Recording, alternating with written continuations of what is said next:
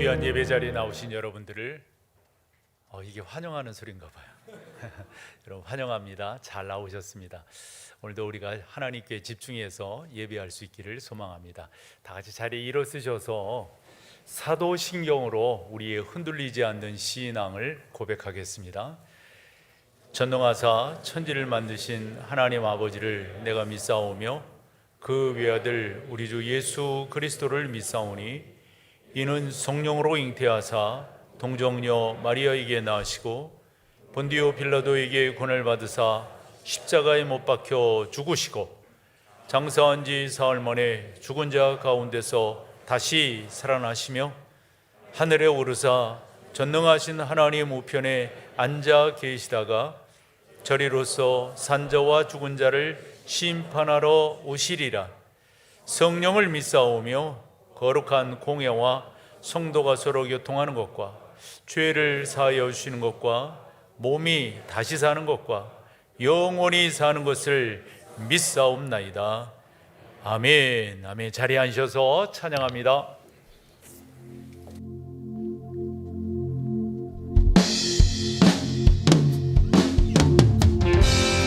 인내 찬양으로 주님 앞에 나아갑니다.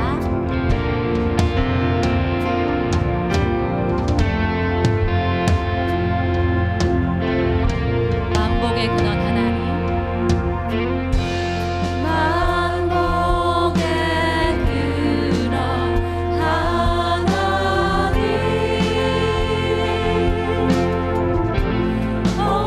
공배성 찬송 드리고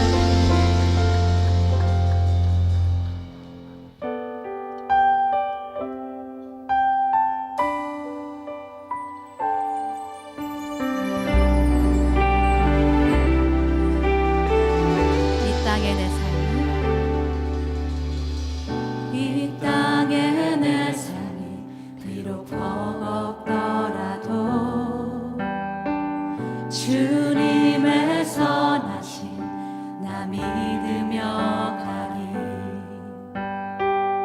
이 작은 자통을 주가 이뤄 가시니 감사로 사는 삶 나 살기 원하네.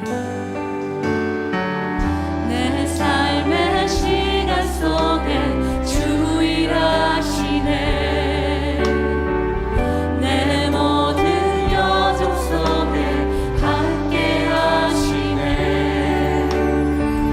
깊고도 크신 주의 영광을 나 보리라. 위대하신 주 나는 주님께 속한 자 되어 주의 나라 위에 정식으로 살리라. 주의 마음에 강한 자 되어 맡기신 소명 이루리. 처음부터 이 땅에 내 삶, 이 땅에 내 삶이 비록 버겁더라도 주님의 선하심 나 믿으며 가리. 이 작은 자통에 주가 이뤄 가시니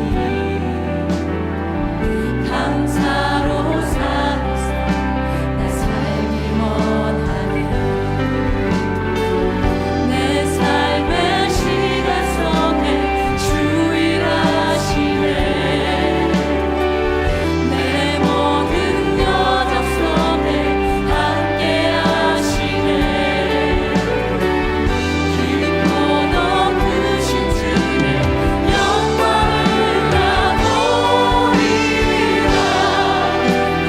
위대하신 주 나는 주님께 속한 자 되어 주의 나라 위에 전심으로 살리라. 주의 마음에 강한 자 되어 맡기신 소명 나는 주님께 나는 주님께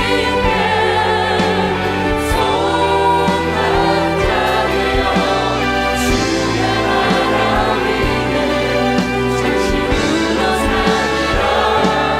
주의 마음에 강한 자 되어 맡기신 이것이 영원한 삶입니다. 이것이 영원한 삶, 이것이 영원한 삶, 참 하나님과 그가 들하는 삶. 이것이 영원한 삶, 이것이 영원한 삶. 내가 주 안에 주는 내 안에 이것이 영원한 삶. 이것이 영원한 삶. 그 아들하는 삶. 이것이 영원한 삶. 이것이 영원한 삶. 내가 주 안에 주는 내 안에 늘 거하는 삶.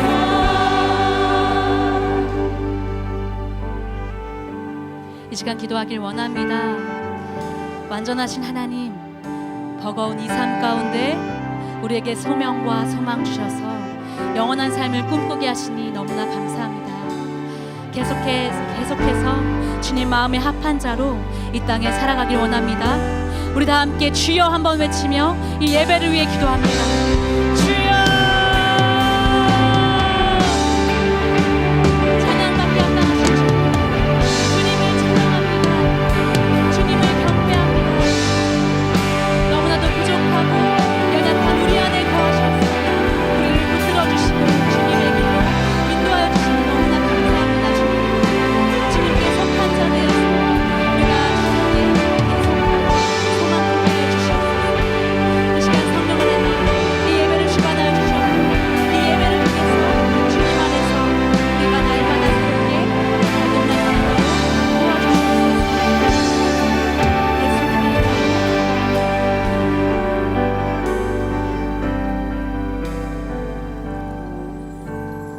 전능하신 하나님 아버지, 우리를 자녀 삼아 주시고 귀한 자리로 불러 주셔서 예배 드릴 수 있도록 하신 은혜에 감사드립니다. 저희들 오늘도 하나님을 영화롭게 하기 위하여 이 자리에 나왔습니다. 신령과 진령으로 드리는 예배를 받아주시고 홀로 영광 받아 주시옵소서. 지난 한 주간도 주님의 주신 은혜로 살면서도 감사를 잃어버리고 성도로 지켜야 할 삶보다는 세상의 것을 사모하며 세상의 일들과 유혹 속에서 마음을 다스리지 못했던 저희들의 죄를 고백합니다. 언제나 감사를 모르고 변명과 핑계로 일관하고 노력보다는 결과에만 관심이 많았던 저희들을 용서하여 주시옵소서. 주님, 금년 여름은 유난히 길고 무더웠습니다. 잦은 비와 폭염으로 인하여 견디기 힘들었던 여름이지만 적당한 바람과 햇볕을 주셔서 한치의 오차도 없는 하나님의 섭리 가운데 결실의 계절을 주시고 열매로 보상받게 해주신 은혜에 감사드립니다. 우리의 미래인 다음 세대들 위하여 기도합니다. 우리 자녀들이 어려서부터 확고한 믿음을 가지고 성장할 수 있도록 양육에 힘쓰고 믿음이 자라나서 세상의 어떤 유혹에도 능히 이겨낼 수 있도록 지켜주시고 말씀 안에서 주님의 자녀로 성장하게 하여 주시옵소서. 주일 학교를 사랑과 정성으로 섬기는 교육자들과 교사들의 수고를 통하여 우리의 많은 자녀들이 다음 세대로 이어질 수 있도록 주님 은혜 내려 주시옵소서. 사랑의 공동체로 세워진 우리 몸된 교회가 언제나 말씀 중심이 되는 교회 되게 하여 주시고 말씀을 통해 성도들이 구원을 받고 하나님이 우리를 사랑하신 것처럼 서로 세워주고 서로 사랑하는 교회가 되게 하여 주셔서 힘들고 지친 영혼들이 찾는 교회 되게 하여 주시옵소서. 주님이 세워주신 이 나라와 민족을 위해 기도드립니다.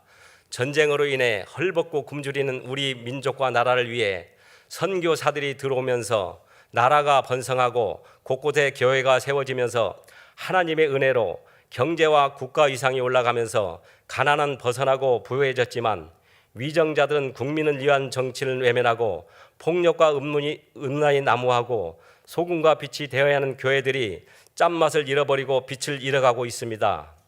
이럴 때일수록 위정자들과 온 국민이 하나 되어 하나님을 경외하고 기도하여 안정된 나라가 되게 하여 주시옵소서. 오늘도 하나님의 말씀 전하실 담임 목사님 성령 충만함으로 붙들어 주시고 맡기신 목양 사역 잘 감당하게 하여 주셔서 영적 능력을 더하게 하여 주시고 선포되는 말씀을 통해 상처와 아픔이 있는 성도들에게 위로가 되는 말씀 되게 하여 주시고 듣는 우리들에게 믿음이 바로 서게 하는 시간 되게 하여 주시옵소서. 수능을 앞둔 수험생들 있습니다. 주님, 우리의 자녀들이 준비하고 있는 90여 명의 수험생들을 붙들어 주시고 은혜로 인도하여 주셔서 시험에 대한 염려와 걱정을 덜어주고 지금까지 옆에서 사랑으로 지켜주는 가족들의 기도와 응원으로 편안한 마음으로 준비하여 원하고 바라는 성과가 나오게 하여 주셔서 모든 수험생들이 결과에 만족하는 은혜가 있게 하여 주시옵소서. 언제나 찬양으로 하나님께 영광 높여드리는 시온성 찬양대의 찬양을 기쁘게 받아주시고 오늘도 예배를 위하여 수고하는 손길들이 있습니다. 이들의 수고를 기억하여 주셔서 가정과 사업장에 합당한 은혜를 내려 주시옵소서. 감사드리며 예수님 이름으로 간절히 기도드립니다. 아멘.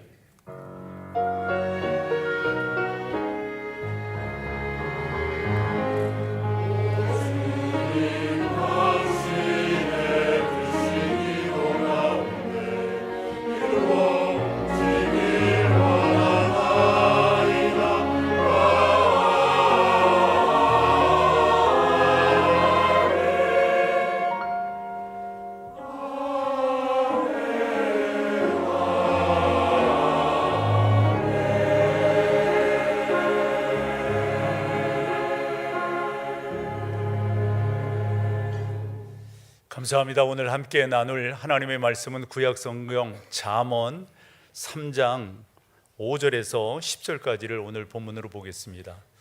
잠언 3장 5절에서 10절입니다.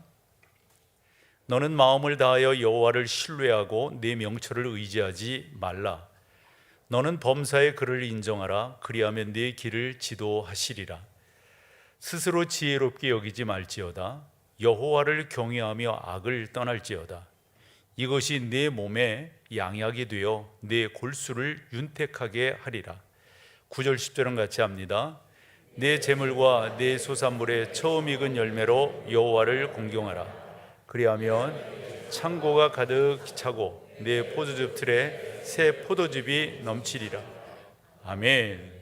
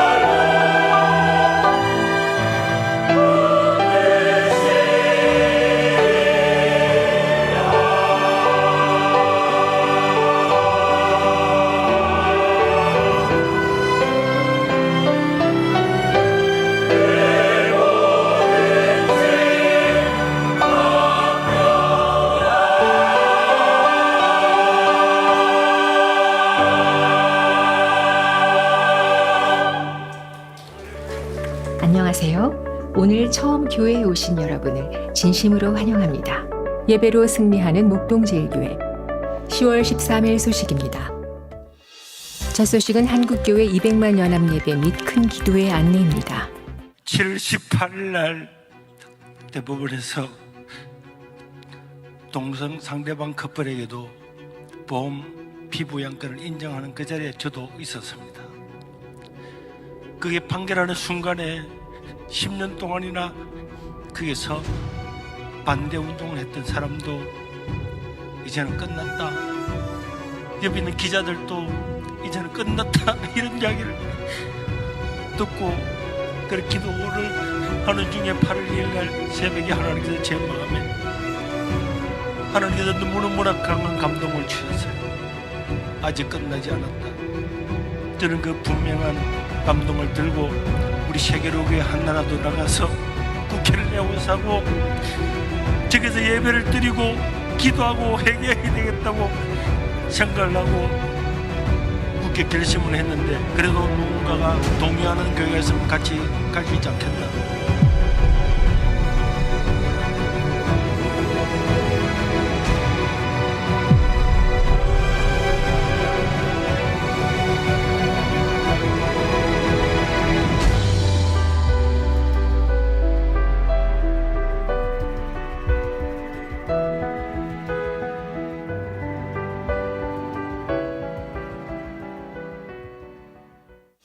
다음은 어머니 기도의 안내입니다.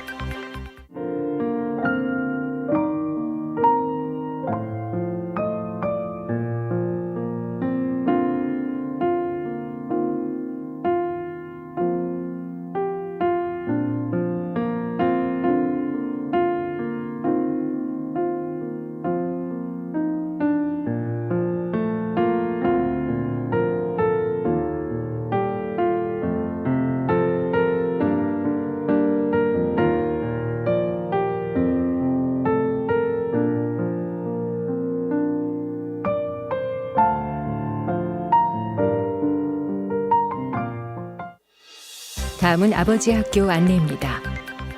이 자리를 빌어 꼭 미안하다고 말하고 싶습니다.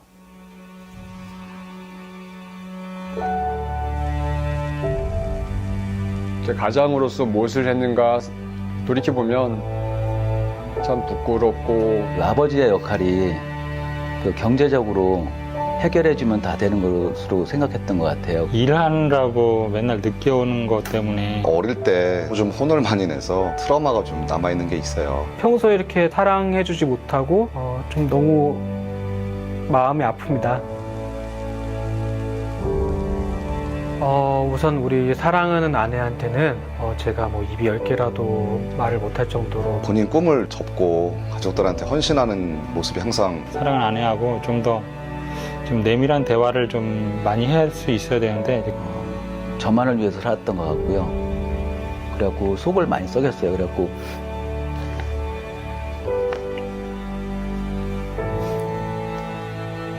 이후부터는 정말 잘하는 남편이자 아빠로서 살아갈 것을 다짐하고 싶습니다.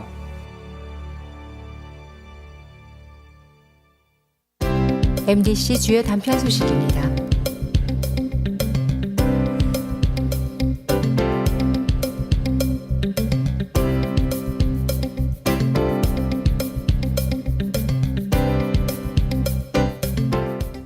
살아계신 하나님과 함께하는 은혜 가득한 한 주. 저는 몇 차례에 걸쳐서 하나님께서 여러분들을 향하신 놀라운 계획을 갖고 계시다. 여러분들은 하나님의 계획 속에 계시다라는 말씀을 수차례 드렸습니다. 성경을 봐도 알고 또 우리가 일반적으로 이와 같은 말씀들을 깨닫고 살아가는 성도들을 뵈면은 참 힘을 얻고 있구나 하는 생각을 갖게 되는데요. 특별히 사명자는 죽지 않는다. 존 웨슬리를 비롯해서 여러 믿음의 사람들이 그와 같은 표현을 했는데요. 웬만한 사람이 내 후견인이 아니라 우주 만물을 만드시고 통치하시는 그 하나님께서 나의 후견인이 되셔서 지금도 나를 향한 계획을 갖고 계신다. 저는 확신하는 게요, 여러분들이 이것만 분명하게 아멘으로 받으시고 그 말씀이 여러분들에게 레마가 되신다면은 전 사뭇 여러분들의 삶은 다르시리라 생각을 합니다. 오늘은 이런 주제로 여러분과 좀 만나려고 하는데요. 어쨌건 하나님은 이와 같은 귀한 계획들을 갖고 여러분들을 선히 인도하고 계신 거죠. 그래서 정말 의미 있는 삶을 여러분들이 살기를 소망하고요. 그 의미 있는 삶을 뭐가 의미 있는 삶일까라고 정리를 해볼 때 오늘의 주제는 우선순위를 좀 더 분명히 하는 것입니다. 예수님 말씀하셨어요. 너희는 먼저, 이게 중요하잖아요. 너희는 먼저, 이게 우선순위잖아요. 그의 나라와 그의 의를 구하라. 그리하면 이 모든 것, 근데 우리는 그 이 모든 것에 대해서 관심을 쓸 때가 많다고요. 하니 여러분, 다시 한번 여러분들의 갖고 계신 신앙이 다 귀하고 좋으시고 아름답고 참 존귀하지만 한 번 더 정리하셨으면 좋겠어요. 내가 우선순위를 어떻게 정하고 있는가. 아마 여러분들이 일반적으로 살아가실 때 다 그러한 생각들을 갖고 살지 않으실까요? 저도 우리 교회에서 목회를 하면서 초기 때 가졌던 생각을 지금까지 갖고 있는데요. 저는 두 가지 생각이었습니다. 하나는 교회 중심이다. 또 하나는 나에게 주어진 탤런트가 방송이라고 생각했으니까 기독교적 방송 사역을 하는 것이다. 저는 그 두 일, 다른 것들은 말인즉슨 뭔가 목표를 정하고 분명한 우선순위를 정하면서 우리가 나아간다면 시간이 좀 걸려서 그렇지 분명한 열매들을 따먹게 된다. 이게 저의 주장인데요. 여러분들이 그런 분들이 되시기를 소망합니다. 다 영적으로 성장하기 위해서 이 자리에 계시잖아요. 그러기 위해서 지난번도 말씀드렸는데 꼭 여러분들에게 멘토가 있으셔야 됩니다. 예배 중심이 되어야 하고요. 소그룹에 들어가셔야 합니다. 이와 같은 영적인 우선순위를 잘 정하신다면 저는 확신합니다. 여러분들의 삶이 사뭇 달라지리라고 보고요. 훨씬 더 힘 있는 능력 있는 삶을 살 수 있으리라 하는 생각을 갖고 오늘 설교를 하는 거죠. 더불어서 이런 말씀도 좀 드릴 수 있는데요. 우리가 어려서부터 들었던 이야기 중에 성실이라고 하는 말이 있습니다. 신앙생활은 성실해야 합니다. 표현이 어떨지 모르지만 꽤 되는 분들이 신앙생활을 하신다 하면서 오락가락 하시는 분들을 뵀거든요. 어떤 때는 열심히 있는 것 같은데 어떤 때는 또 한없이 이 낮아져 있는 자존감을 뵐 수가 있다고요. 이런 말씀을 여러 차례 드렸습니다. 여러분, 신앙생활 한때 열심히인 거 제가 보기에는 그래요. 의미 없다고 저는 생각을 해요. 신앙생활은 꾸준한 겁니다. 성실해야 됩니다. 그러면서 그 꾸준함과 성실함이 약간 상승곡선을 그리고 그래서 여러분들이 지금 이 자리에 계시다면 저는 그것만큼 아름다운 곳이 어디 있을까 하는 생각을 갖는 거죠. 말인즉슨 여러분들이 좀 더 의미 있는 삶을 살기를 다 소망하실 터인데요. 그러시기 위해서는 무엇보다도 여러분 우선순위를 정하시는 것이 참 중요합니다.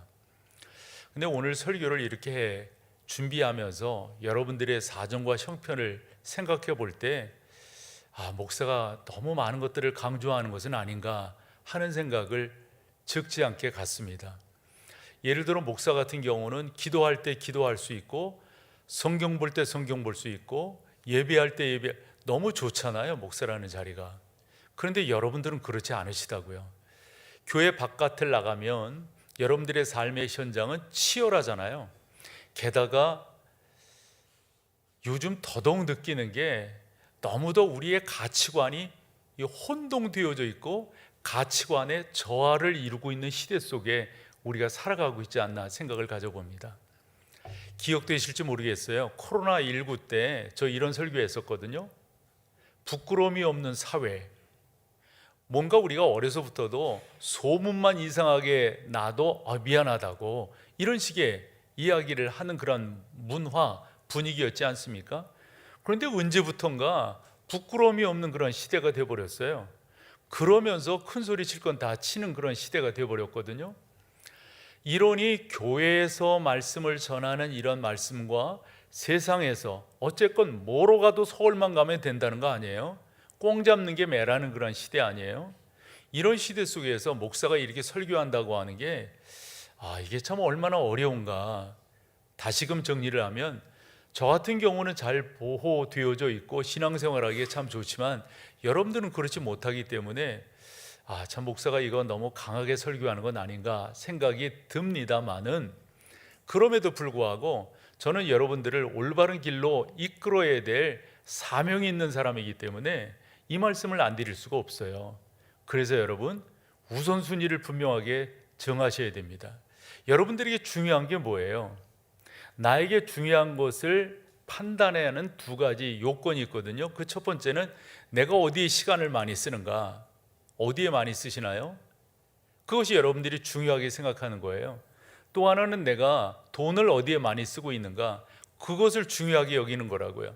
어느 분은 이런 주장을 하면서 조금 과하게 저는 표현했다고 보는데요, 이렇게까지 단도직입적으로 이야기하더라고요. 그것이 당신의 신앙입니다, 이 말을 해요. 무서운 말 아닌가요, 여러분? 여러분들은 어떠세요? 여러분들에게 중요한 건 뭐예요? 만약 여러분들이 이 중요한 것을 결정하고 나가지 못한다면 세 가지 측면에서 어려움이 있을 거예요. 첫 번째로 영적 스트레스가 더 많아질 겁니다. 더 고뇌가, 번민이 훨씬 더 많아질 겁니다. 지난주에도 야고보서 1장 8절을 봤는데요, 두 마음을 품어 모든 일에 정함이 없는 자다. 이 정함이 없다, 뭐를 정하지 못하고 왔다 갔다 하는 거 아니에요? 근데 여기서 두 마음을 품는다라고 하는 것은 여기 가면 이쪽으로, 저기 가면 저기, 흔히 카멜레온이라고 하는 표현을 쓰는데, 신앙생활도 교회에 오면 번듯한 신앙인이에요. 그런데 바깥에 나가면 그렇게 변화된 일반적 사람이 되는 거죠. 신앙이 없는 것과 같은 그런 모습이 있잖아요. 만약 여러분들이 그와 같은 모습으로 산다고 한다면 여러분들의 영적인 고뇌는, 영적인 스트레스는 훨씬 더 많아질 거다 하는 생각을 갖는 거죠. 여러분, 신앙생활에는 회색지대가 없습니다. 신앙생활에는 중립, 우리가 흔히 벤 다이어그램을 그릴 때 그 포함되는 그런 내용들이 있잖아요. 이런 것이 줄어드는 게 바로 신앙생활을 옳게 해 나가는 것이죠. 설교를 준비하다가 그 생각이 나더라고요. 그래서 자료를 찾아봤더니 지금부터 한 20년 전에 모 방송사에서 코미디 프로그램을 할 때, 그 코미디 프로그램이 우차사라는 프로그램이에요. 거기에 한 코너로 컬투라고 하는 이 가수 2명, 남자이죠. 뭐 이렇게 머리 길게 하고, 그다음에 그 해바라기 같은 거 이렇게 꽂고 롤러 스케이트 타고 이렇게 오면서 뭐 하는, 참 그 사람들은 말에 재주가 있는 사람들이던데, 한 사람이 뭔가를 설명하면은 이쪽에서 그 잘못됐다 이렇게 하면은 뭐라고 말해요? 그건 그때 달라요, 이렇게 말을 해요. 한번 해보실래요? 예, 됐어요. 그때 다르다는 거예요. 코미디에서는 그런 말을 할 수 있을지 몰라도 여러분들의 신앙이 여기서 그렇고 저기서 다르고 저기서 다르고, 이거 되겠어요, 여러분? 만약 그러한 신앙의 모습이라고 한다면, 그럼에도 불구하고 여러분들이 구원받으신 분이라고 한다면 훨씬 더 여러분 가운데 스트레스는 많아질 거예요. 분명하게 정하셔야 됩니다. 우리가 일반적으로 명확하게 라는 말도 쓰고요, 명명백백하게 라는 말도 쓰는데요, 신앙생활이 바로 그래야 됩니다. 정확하게 의심할 여지 없이 아주 또렷하게 여러분들의 갈 길을 정하는 것, 이게 여러분 구원받은 사람의 자세이고요, 그렇게 사는 삶이 의미 있는 삶이 되는 거예요. 대개 사람들은 성공이라고 하는 화두가 되게 커요. 왜 성공이라고 하는 화두를 그렇게 크게 할까 보면, 그렇게 되었을 때 사람들의 관심이 있기 때문입니다. 그런데요, 누구보다도 성공의 꼭지점에 있었던 솔로몬이 뭔 얘기를 하냐면, 진짜 누구보다도 그것을 경험한 사람 아니에요. 뭐 이 세상에서 사람이 경험할 수 있는 것들을 다 경험한, 그것도 최상의 것들을 경험한 사람이 바로 솔로몬이라고 보는데, 그 솔로몬이 나중에 가서 깨닫고 난 다음에 잠언을 기록하고 전도서를 기록하면서 내 자녀 세대에는, 내 후대에는 나와 같이 실패하는 인생이 되어서는 안 되겠다, 이래서 성경을 기록한 것 아니겠어요? 그 중에 잠언 4장 23절입니다. 같이 한번 읽어보시면, 모든 지킬 만한 것 중에 뭐를 지키라고요? 여러분, 마음을 지키라는 게 뭐예요? 너무 애매하잖아요. 마음이 뭔데요? 마음을 뭘 지키는 거예요? 그렇게 지켜야만 되는데, 이유는 그런 것이 생명의 근원이 그 안에서 있기 때문이다. 그래서 저는 이렇게 새롭게 의미를 부여해 봤습니다. 여러분들이 지키고 살아가야 될 것들이 많은데, 다른 무엇보다도 올바른 영적 가치관을 갖고 사시는 것, 우리가 흔히 마음을, 이제 고대 근동 사람들도 그런 마음을 가졌는데, 이 마음이라고 하는 것은 생각의 좌소라고 표현을 했다고요. 내가 무슨 생각을 하느냐가 여기에 있고 이 마음가짐이 의지적으로 나타나서 내 행동으로 나오는 거거든요. 중요한 것은 내가 어떠한 뜻을 정하고 의미 있는 삶을 살겠다라는 것을 내 안에 정하고 나아갈 때 그게 생명이 그 안에서 난다고 하는 것은 그 사람이 바로 구원받은 사람이다. 저는 이렇게 해석을 했어요. 여러분 그렇지 않나요? 아니 예수 믿는다고 하면서도 삶의 태도는 가치관은 전혀 안 믿는 사람의 태도요 가치관이요 생각이요 말이라고 한다면 그건 아닌 거잖아요. 그래서 어느 정도 사람들이 부러워하는 그 자리에 갖다 치자고요. 그거 여러분 행복할까요? 그게 제가 뭐라고 설교 말에다가 적었냐면 사람은 외적으로 성공하면서도 내적으로는 실패할 수 있다. 겉은 화려할지 모르지만 내면 세계는 그렇지 못한 거예요. 왜? 예수 믿는 사람으로서 정확한 가치관, 정말 중요한 것은 여러분 믿는다고 하는 것은 내 가치관이 변한 거예요. 저는 사도행전을 1장에서 28장까지 이렇게 쭉 볼 때 주제가 1장 8절이잖아요. 오직 성령이 너희에게 임하시면 너희가 권능을 받고 예루살렘, 그래서 쭉 나오는 거잖아요. 그 중요한 것은 오직 성령이 여러분 가운데 임하실 때 뭐를 받게 된다? 그 권능이라고 하는 게 뭐예요, 여러분? 적어도 이와 같은 성령의 역사가 아니고서는 나의 가치관이 바뀔 리가 없어요. 성령의 역사만이 나의 가치관을 바꿔요. 그래서 사도행전을 이렇게 본다면 두 가지 가치관이 성령 안에서 변화가 되는 건데 첫 번째는 물질 개념입니다. 물질 개념. 예전에 사람들은 물질이라고 하는 다 나만을 이랬더랬어요. 성령이 그들 가운데 강력하게 역사하니까 2장 마지막 4장 뭐였습니까? 사도들 앞에 자기의 것을 갖다 내놓으면서 사용해 주세요. 다른 사람들을 사용해 주세요. 이렇게까지 말을 했다고요. 사실 그 안에는 임박한 종말론 사상이 있기 때문에 그런데 거기까지 가지 않더라도 중요한 것은 성령의 역사는 가치관이 변하는 거예요. 다른 어떤 게 아니라니까요. 두 번째로 성령의 역사 중 가치관이 사도행전으로부터 변한 것은 다름이 아니라 내가 가지고 있는 나의 가치관이 그것이 바로 유대인들의 가치관이거든요. 그들의 이웃 개념이거든요. 여기까지라는 거예요. 그래서 하나님께서 고넬료 사건을 일으키시는 거고, 그리고 사도행전 15장에서 그들 가운데 와서 이상한 이야기를 함으로 사도 바울과 언쟁이 붙어요. 그때 해결이 안 되니까 예루살렘 교회에 가서 물어보자. 그러면서 예루살렘 교회가 정한 것이 뭡니까? 바울이 전하는 복음만이 진짜 복음이다. 이걸 정한다고요. 당시 유대인들은 말이에요, 바울이 전하는 복음 그것만 가지고 안 된다는 거예요. 자기들이 이제까지 했던 할례도 행하고 율법도 행하고 제사도 하고 바울이 전하는 복음은 2% 부족하다는 거예요. 이거를 해야만이 채울 수 있다는 거거든요. 뭡니까 여러분? 아직도 성령의 강력한 역사가 없으니까 그들 가운데 가치관의 변화가 없는 거예요. 말인즉슨 여러분, 예수 믿는다고 하는 게 뭐예요?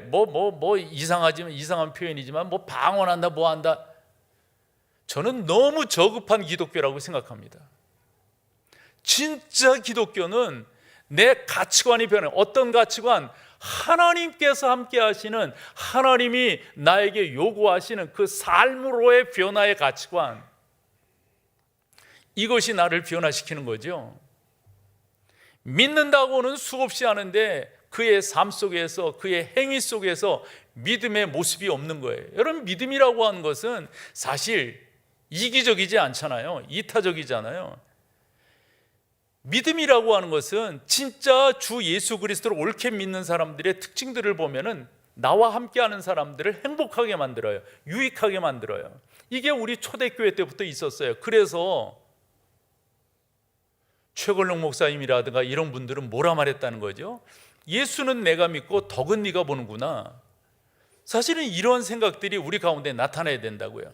그런데 예수를 믿는다고 하면서도 고집만 생기고 말이죠. 예수를 믿는다고 하면서 남을 비판하고 뭐 하는 것만 더 많아지고요. 그냥 왜 이렇게 내가 열을 받죠?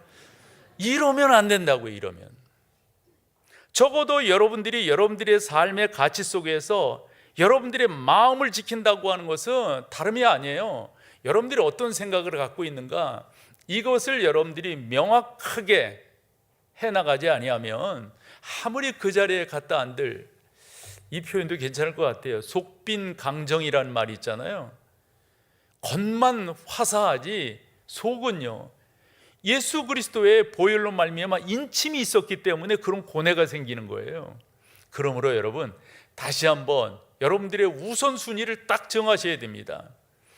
그렇게 해서 또 중요한 게 뭐냐면, 제가 우리 주님도 그런 말씀을 하셨고 사도 바울도 그런 말을 했는데, 주님께서 하신 말씀을 하나 인용을 해본다면 마가복음 8장 36절입니다. 이런 말씀을 하셨어요. 사람이, 바로 내가, 우리가 말해요, 온 천하를 얻었다 치자고요. 뭐 수많은 그런 영광 가운데 있어요. 그래서 사람들이 다 부러워하고 뭐하고 그래요.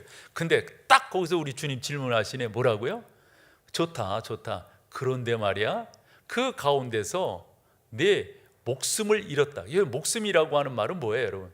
구원에서 제외됐다 치자. 그럼 뭐가 유익한 거냐는 거예요. 다시 한번 여러분 옳게 세우세요. 저는 사도 바울을 보면서 바울이 너무 고맙고, 뭐 성경이기 때문에 그렇지만 이러한 것들을 잘 정리해줘서 믿음 가운데서 옳게 따라갈 수 있음이 참 감사한데, 바울은 그런 표현을 빌립보서에서 참 많이 했죠. 내가 예수 그리스도를 아는 지식이 너무 고상하기 때문에 이 모든 것들을 뭐로 여긴다? 근데 사람들은 바울이 배설물로 여겼다고 하는 그것을 쫓으려고, 그것을 찾으려고, 그 가운데 가려고 그렇게 노력하는 거 아니겠어요? 참 바울의 이런 표현들을 보면은 진짜 고상해요. 이 생각 자체가, 신앙 자체가 예수 그리스도를 아는 지식이 가장 고상하기 때문에 내가 이제껏 금지오교비로 여겼던 것들을 배설물로 여길 수 있다. 이 우선순위에 대해서 완전히 바뀐 거예요. 그전에는 그게 이 앞장섰고 그게 그랬었는데 이게 달라진 거예요. 여러분 한번 생각해 보세요. 여러분 가운데 예수의 이름이 존귀하세요? 여러분의 삶 속에서 예수 그리스도, 그분을 여러분의 삶의 1번으로 내세울 수 있어요? 그거 하셔야 돼요, 여러분. 그게 바로 예수 믿는 거예요. 그게 예수 믿는 거예요. 우리는 너무 다른 사람들이 나를 어떻게 보는가에 되게 신경 써요. 그래서 나의 모습 어떤, 뭐 나도 그래서 이번 주간에 이발을 하긴 했지만은 너무 그런 거에 신경 쓰는 거예요. 너무 나한테 그런 이야기 좀 안 했으면 좋겠어요. 목사님 지난주랑 넥타이가 같네요. 아니 참, 나는 진짜 진짜 그냥 있는 대로 막 메고 막 하는 그런 타입이거든요. 뭐 양복도 좀 몇 번씩 입어요. 이거 제가 지금 계획하기로는 이거 10월 달 이거 계속 입을 거예요. 뭐 그렇게 중요해? 그게 누가 입었느냐가 중요하지. 누가 입었느? 항상 새 거 같잖아요. 누가? 아니 근데 그런 걸 가지고 똑같네요, 목사님. 어쨌네요. 그게 우리의 삶이에요. 사람들이 나를 어떻게 보느냐. 바울의 관심사를 한번 보실래요? 바울이 고린도 전서 9장 23절에 27절까지 이렇게 말을 해요. 같이 한번 읽어봐봐요. 쭉. 내가 복음을 위하여 모든 것을 행함은 복음에 참여하는 함이라. 운동장에서 다름질하는 자들이 다 달릴지라도 오직 상 받는 사람은, 여러분 이거 영적으로 해석하셔야 되는 거 알죠? 그 다음 절, 이기기를 다투는, 거기요 시작. 이기기를 다투는 자마다 모든 일에 절제하나니 그들은 썩을 승리자의 관을 얻고자 하되 우리는 썩지 아니할 것을. 그러므로 나는 다름질하기를 향방 없는 것 같이. 여러분에서 향방 없는 것이 뭐예요? 방향 없는 것 같은 데 있잖아요. 이 말이 담고 있는 것은 그 당시에 스포츠예요. 권투예요. 권투하는 사람이 상대방에게 주먹을 뭐 잽을 던지는 정확하게 해야 되잖아요. 그런데 허공에다 이러면 되겠어요? 안 되겠어요? 향방 없다고 하는 말이 그런 의미예요. 싸우기를 허공을 치는 것 같지 아니하며. 그러니까 바울은 정확하게 자기의 삶의 가치를 딱 정하고 그 가운데로 나간다는 거예요. 딱 나가는 거예요. 그러면서 마지막 27절이 저에게는 큰 은혜가 되는 성경 구절인데요. 그렇게 경험 있고 그렇게 우선순위를 정확하게 정했고 그렇게 하나님의 놀라운 역사들, 자기의 생명조차 귀한 것으로 여기지 아니하겠다라고 전한 이 바울이 이 9장 27절에서 뭐라고 말하는가 봐보세요. 뭐라고 말합니까? 내가 내 몸을 쳐 복종하게 하면, 자기의 몸을 쳐 복종하게 한다고 하는 것은 뭐 다른 것이 아니라 소욕이 있잖아요. 내가 이것도 해보고 싶고 저것도 해보고 싶고 뭐하고 싶고, 그런 것에 대해서 단절을 선언한 거예요. 단절을 선언하고 올바로 가야 될 것, 선택해야 될 것, 우선순위를 정하는 것들을 정확하게 한다는 거예요. 내가 내 몸을 쳐 복종하게 하면, 내가 그렇게 하는 것은 그 다음 뭐죠? 남에게 전파한 후에 자신이 도리어 버림을 당할까? 이 목사에게 주는 말씀이에요. 설교는 뭐 매번 번듯하게 하면서 삶은 전혀 아니다. 여러분, 그러면 제가 이 자리에 쓸 수 있을까요? 저는 제 성격상 부끄러워서 못 써요. 적어도 하나님의 말씀 설교했으면 그 설교를 지키려고 수없는 노력을 하는 그러한 삶의 자세이니까 이 자리에 쓰는 거죠. 이것도 조금 교만한 말인데, 여러분, 우리 그렇게 하시자고요. 적어도 하나님을 믿는 그 믿음에 대해서 정확하게 우선순위를 정하고, 그렇지 않으면 여러분 고민 너무 많이 생겨요. 아니 그렇게 안 하고 어느 자리에 올라간 거 뭔 의미가 있겠어요? 축적한 부가 뭔 의미가 있겠어요? 맨날 다 그거 자랑하다가 끝내. 말을 안 해서 그렇지 좀 불쌍한 사람들이 그런 사람이에요. 있는 척하고 가진 척하고 뭐한 척척척척 하는 사람들. 우리 목동제일교회에 그런 사람들이 없어서 그렇지 이 분위기는 뭐예요? 그래서 여러분 다시 한번 여러분들이 마음을 고쳐 세워가지고 나는 어떤 식으로 살 건가? 요한이 말한 것처럼 두 마음을 품는 것, 야고보도 그런 표현을 했죠. 두 마음을 품는 것, 이거 옳지 못합니다. 성경 한 군데를 읽으면서 여기에 나오는 세상이 갖고 있는 의미가 뭔가를 여러분들이 한번 해석을 해보세요. 요한일서 2장 15절에 17절입니다. 같이 읽죠. 이 세상이나 세상에 있는 것들을 사랑하지 말라. 누구든지 세상을 사랑하면 아버지의 사랑이 그 안에 있지. 그 다음, 이는 세상에 있는 모든 것이 육신의 정욕과 안목의 정욕과 이상의 자랑이 다 아버지께로부터 온 것이 아니요. 그럼 여기서 말하는 세상은 뭐예요, 여러분? 세상적 가치관이에요. 세상에서 말하는 이것이 옳다. 이게 죽어도 이것만은 죽지 않아. 그 다음 절. 이 세상도 그 정욕도 지나가되 사도는 뭐라고 말합니까? 오직 하나님의 뜻을 행하는 자는 영원히. 이렇게 갔으면 좋겠어요. 이렇게 주님 바라보고. 한데 여러분, 여러분들이 사는 세상은 그렇지 못하잖아요. 여러분들의 직장이 그렇지 못하잖아요. 여러분들의 이웃들이 여러분들의 올고듬을 이해해 주지 못하잖아요. 이상한 사람이라고 그러지 않나요? 여러분들을 이렇게 생각하며 설교를 준비할 때 사뭇 무거워지더라고요. 목사는 그래도 잘 보호된 가운데 신앙생활을 하는데 성도들은 그렇지 못하니까 이분들을 어떻게 위로하고 격려할 수가 있을까? 너무도 요즘 세상은 반기독교적으로 나아가고 있으니까요. 되레 기독교를 탄압하는 그런 세상이 이 민주화 세상에서 되어져 버리고 말았어요.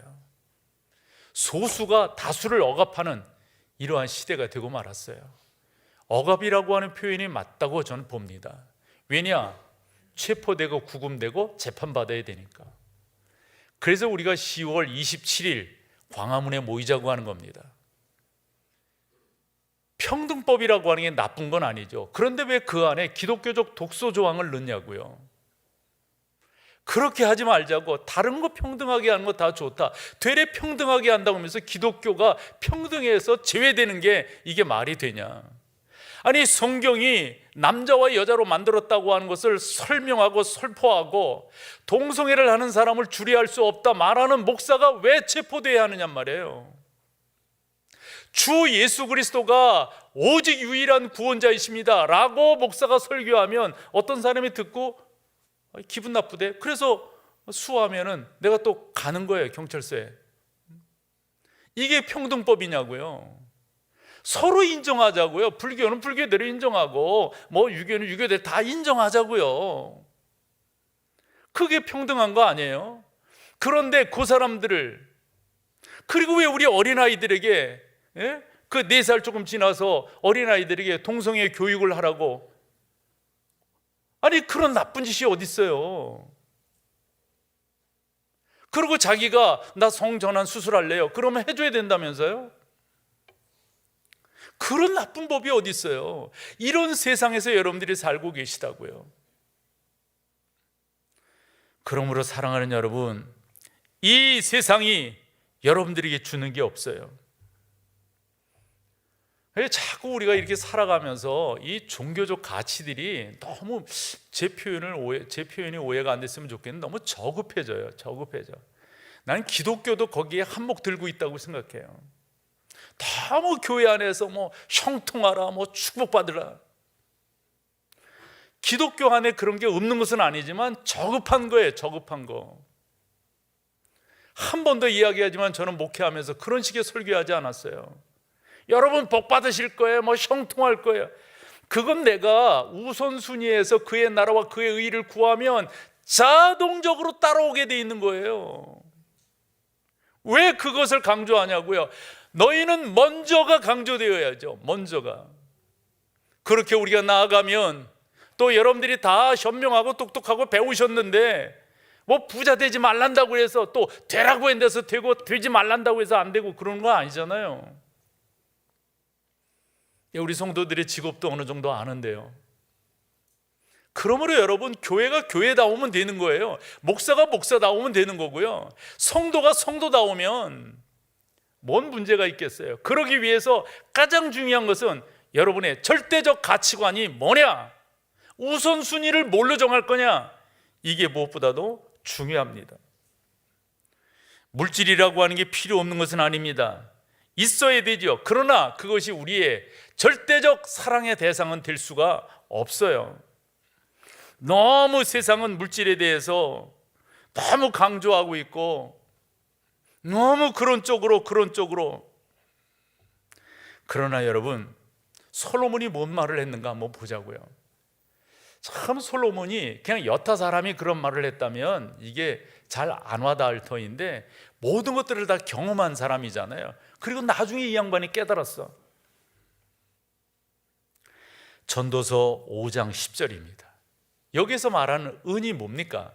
은을 사랑하는 자는 은으로 만족하지 못하고, 이걸 뭐 여타 사람이 이런 말을 했다면 누가 그런 정의를 했더라고요. 솔로몬이라고 하는 사람은 지금 뭐 흔히 뭐 억만장자 뭐 이런 사람들 있잖아요. 세계 10대 갑부들의 재산을 합친 것과 같은 삶을 살았다. 누가? 솔로몬이. 우리 주님도 말씀하셨어요. 솔로몬만한 영광을 이야기했다고요. 보세요. 그런 경험을 한 사람이, 그런 부를 누려본 사람이, 권세를 누려본 사람이 안 누려본 게 뭐가 있어요? 그런 사람이 뭐라고 말합니까? 은을 사랑하는 자는 은으로 만족하지 못하고, 여러분 그 유명한 부자 하워드 휴즈라고 하는 사람이 그런 말을 했다고 그러죠. 너무 부자예요, 이 사람이. 부자예요. 그래서 사람들이 당신은 그럼 만족하고 있습니까? 그랬더니 뭐라고 말했다고요? 에이, 조금만 더 있으면 좋겠어요. 조금만 더 있으면 좋겠어요. 여러분 만족하세요? 만족하세요? 다시금 전도서 5장 10절로 가보세요. 은을 사랑하는 자는 은으로 만족하지 못하고, 그 다음에 풍요를 사랑하는 자는 소득으로 만족하지 아니하나니 뭐라고요? 이것도 헛되도다. 전도서의 주제가 12장까지 있는데 사실 헛되다고 하는 그러한 표현이 35번이나 나와요. 여타 사람이 그런 말을 했다면 에이 뭐 안 해봤으니까 모르잖아 당신은, 이럴 터인데 솔로몬은 누구보다도 다 경험해 본 사람 아니에요? 사랑하는 여러분, 사람들이 알아주는 것에 관심이 많으시죠. 유명한 것에 관심이 많으시죠. 또한 여러분들이 명예에 관심이 없지 않으실 거예요. 그런데 요한은 뭐라고 말하냐면 그 모든 것들이 다 썩어질 거라는 거예요. 썩어질 거. 저는 종종 요즘에 감사하는 것 중에 하나가 뭐 제가 나이가 많은 것은 아니지만 요 정도 살아봤더니 성경이 더 이해가 되고 성경이 더 옳다고 판단되는 겁니다. 솔로몬이 전도서 1장 2절에 이렇게 말합니다. 전도자가 이르되 헛되고 헛되며 헛되고 헛되니 모든 것이 헛되도다. 사랑하는 여러분, 그래서 결론을 지을게요. 정말 여러분 가운데 두 가지인데요, 뭐가 중요한가, 나의 삶에 뭐가 나의 삶에 중요한가, 이거 결정하셔야 돼요. 뭐가 중요하십니까 여러분? 그것이 여러분들이 믿느냐 안 믿느냐, 구원받았느냐 안 받았느냐, 주 예수 그리스도의 보혈을 아는 사람이냐 아니냐, 이것을 판단해 낼 거라고 저는 생각을 합니다. 성공이라고 한다면 그 성공이 얼마나 가겠어요? 사실 성공이라고 하는 것은 죄송하지만 참 저급한 거예요. 목회에 성공했다, 그런 말이 어디 있어요? 우리는 그저 내가 살아가는 삶을 살 뿐이에요. 성공이라고 하는 것, 일반 사람들은 그런 말 많이 하고 살지도 몰라요. 우리는 뭐라고 말합니까? 하나님의 은혜입니다. 하나님께 감사할 뿐입니다. 하나님이 역사하셨습니다. 하나님이 복되게 하셨습니다. 왜 강사들이 와서 아멘을 이렇게 안 하냐고 내 물어보는 이유를 알겠어요. 3번씩이나 했는데 한마디도 안 하네. 그러니까 여러분, 우리가 정말 중요한 게 뭔가 이걸 딱 정하고 가는 게 무엇보다도 중요해요. 또 하나, 여러분 이것도 아셔야 돼요. 정말 여러분 가운데 중요치 않은 게 뭐예요? 그건 과감하게 잘라내셔야 돼요. 과감하게 뒤로 물르셔야 돼요. 뒤로. 이제 바울의 그 표현을 읽어볼게요. 빌립보서 3장 8절 9절입니다. 다 같이 읽습니다. 또한 모든 것을 해로 여김은 내 주 그리스도 예수를 아는 지식이 가장, 그래서 모든 걸 다 이렇게 한다는 거예요. 그래서 내가 그를 위하여 모든 것을 잃어버리고 배설물로 여김은 그리스도를 얻고 그 안에서, 할렐루야. 여러분 이게 최고인 거예요. 이게 최고인 거예요. 예수도 알기 원함은 크고도 넓은 은혜라. 예수도 알기 원하면 크고도 넓은 은혜라. 저는 목사로 살아가면서 종종 감사하는 것 중에 하나가, 이걸 자증적 고백이라고 하는데, 성경을 읽으면서 너무 감사한 거예요. 이 성경을 보면서 성도들과 같이 나누고 싶은 거예요. 그게 저의 새벽이에요. 이 성경이 너무 귀한 거예요. 너무 감사한 거예요. 만약 이 성경이 아니었다면 나 어떻게 살았을까? 지 잘났다고 얼마나 그랬을까? 예수가 내 안에 없다면 어떻게 했을까 싶어요. 바울은 철저하게 그 안에서 발견되려 함이라고 그랬습니다. 예수 그리스도 그 복음 안에서 나의 존재가 증명되기를 원한다고. 예수 그리스도 그 보혈 가운데서 내가 씻김을 받았다고 하는 것이 이렇게 증거되기를 소망한다고. 그 광야 모래 그 사진 보여줘 보세요. 저도 저 사진을 보면서 별로 느낌이 없더라고요. 저런 데를 안 가봐가지고. 광야라고 되는 사진 한번 보여요. 저건 조금 느낌이 있죠. 저런 데를 이스라엘 백성들이 속되게 산 넘고 물 건너 온 거예요. 그게 킹스웨이 이제 가운데 하나 있죠. 그래서 요르단을 거쳐서 그 느보산에서 모세가 저 여리고를 바라보게 되고, 그 여리고를 바라보면서 요단을 건너 가나안에 들어가게 되는 거죠. 그래서 잘 여러분들과 이해가 안 될 것 같아가지고 다음에는 지도로 한번 보여줄게요. 애굽에서부터 홍해를 건너서 시나이 반도 가운데 40년 광야 생활을 하는 거거든요. 그리고 이제 요르단을 거쳐서 이제 요단을 건너 가나안 땅으로 들어가는 거란 말이에요. 아까 보셨잖아요, 모래사장. 그리고 그 광야를 보셨잖아요. 여기를 지나갈 때 3가지가 있습니다. 뭐를 선택하면 저걸 제대로 지나갈 수 있을까요? 첫 번째,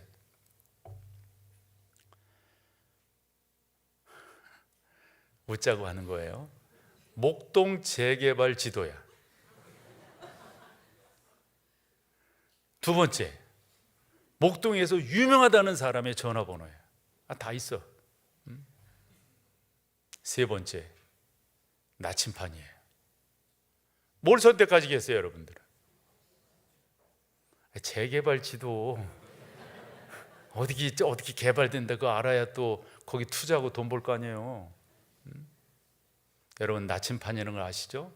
나침판을 다르게 이야기하면 뭡니까? 성경 말씀이죠. 성경이 중요한 거예요. 성경이. 이번 금요일에 금요 기도를 하면서 우리 목사님이 인도하시면서 참 귀한 찬양을 몇 번 반복하시더라고요. 이것이 행복, 행복이라요. 이것이 행복, 행복이라고 이 찬양이 있잖아요. 몇 번.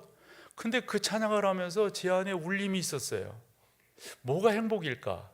그러면서 성경이 하나 떠올랐어요. 잘 아는 성경이에요. 시편 127편 1절과 2절입니다. 이게 행복 아닐까요? 1절, 여호와께서 집을 세우지 아니하시면 세우는 자의 수고가 어때며 여호와께서 성을 지키지 아니하시면 파수꾼에 깨어있음이, 이걸 아는 게 행복 아닐까요? 2절 상반절, 너희가 일찍 일어나고 늦게 누우며 수고의 떡을 먹음도 뭐예요? 헛되다. 이게 떠오르는 거예요, 이 성경 말씀이. 그러면서 진짜 행복한 사람은 어떤 사람이라고요?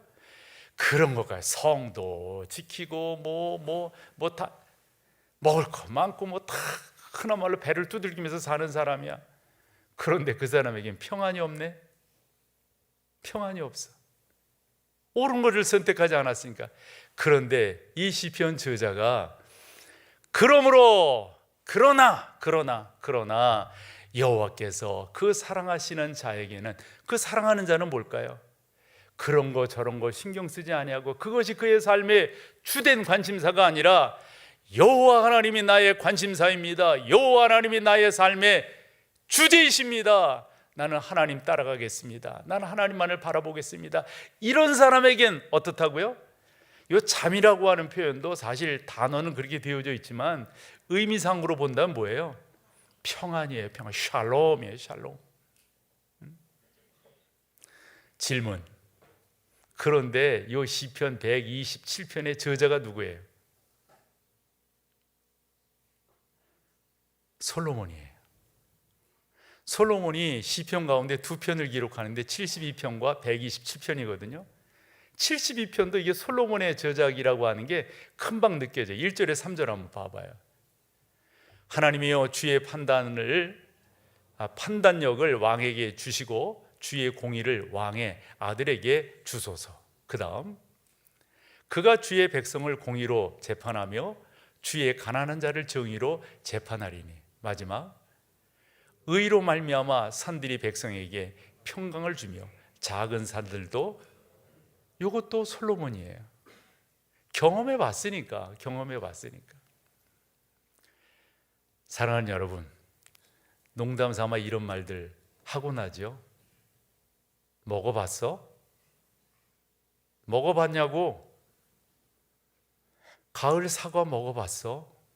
먹어봤냐고? 먹어본 사람은 알아요. 먹어본 사람은.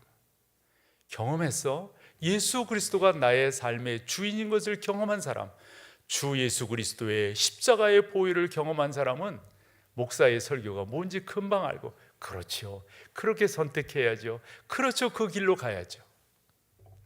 이런 은혜가 여러분 가운데 넘칠 줄로 믿습니다. 다 같이 자리에 일어나서 마지막 찬양으로 주 앞에 나갑니다.